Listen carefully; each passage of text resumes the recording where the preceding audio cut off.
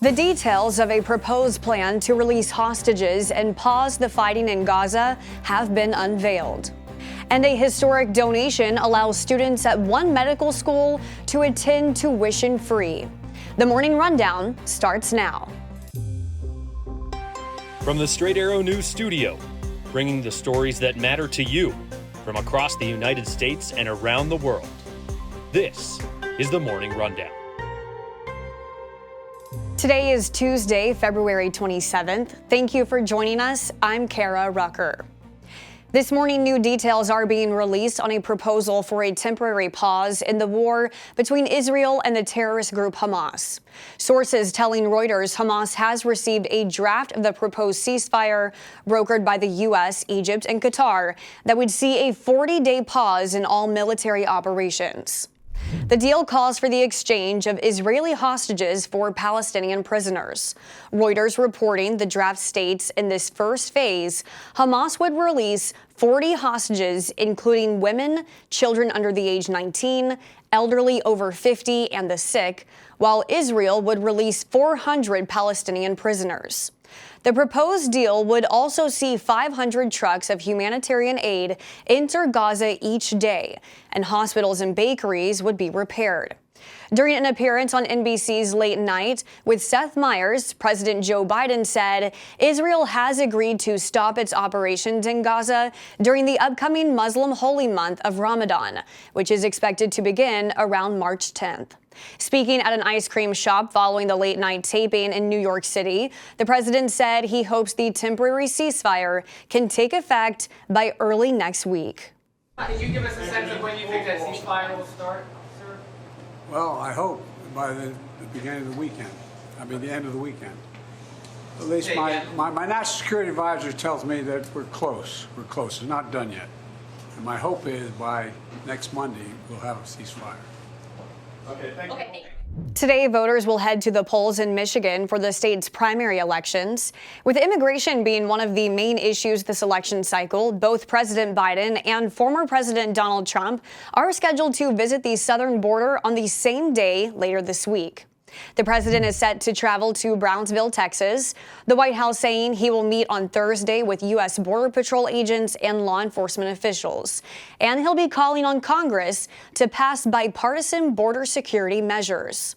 Trump is expected to visit the border town of Eagle Pass, where his campaign says he will deliver remarks. A Monmouth University poll released on Monday says 6 in 10 Americans see illegal immigration as a very serious problem, with a majority, 53%, saying they support building a wall along the southern border. Sweden has cleared its final hurdle in becoming a member of NATO. After months of negotiations, Hungary's parliament overwhelmingly approved Sweden's bid to join the alliance. Only 6 of the nearly 200 members of parliament rejected the bid. The Swedish prime minister called it a historic day. Once the addition of Sweden is complete, NATO will have 32 countries as members.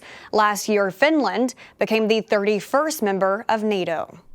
Authorities in the Caribbean say an American couple is likely dead after disappearing following a hijacking on their yacht last week. According to officials, 3 escaped prisoners boarded the boat belonging to Ralph Hendry and his wife, Kathy Brandel, off the coast of Grenada. Police saying the couple from Virginia was likely thrown overboard during the hijacking. Authorities adding the suspects committed several criminal acts while aboard the yacht, but didn't provide further details. Police were able to recapture the trio of inmates 3 days after they escaped the Grenada prison. The Federal Trade Commission has filed a lawsuit to block the largest supermarket merger in history, Kroger's $25 billion bid to acquire Albertsons, arguing that the deal would eliminate competition, raise prices for consumers, and lower wages for workers. Henry Liu, director of the FTC's Bureau of Competition, expressed concerns over the increasing cost of groceries in recent years, adding this: Kroger's acquisition of Albertsons would lead to additional grocery price hikes for everyday goods, further exacerbating the financial strain consumers across the country face today. If the merger is approved, Kroger and Albertsons would together run over 5,000 stores and about 4,000 retail pharmacies, employing close to 700,000 people across 48 states. Kroger and Albertsons say this move is crucial to stand up to retail giants like Walmart, Amazon, and Costco. They contend that overlooking this merger will only strengthen their competition. Finally, this morning, students looking to attend a certain medical school in New York City will now have one less thing to worry about: tuition. That's after Albert Einstein College of Medicine received a $1 billion donation from Ruth Gottesman, the chairperson of the Board of Trustees. Here's how it sounded when she made the announcement to the student body. I'm happy to share with you that starting in August this year, the Albert Einstein College of Medicine will be tuition-free.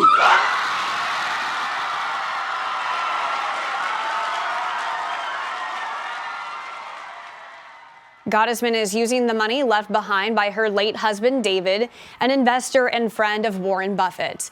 The donation is the largest made to any medical school in the country.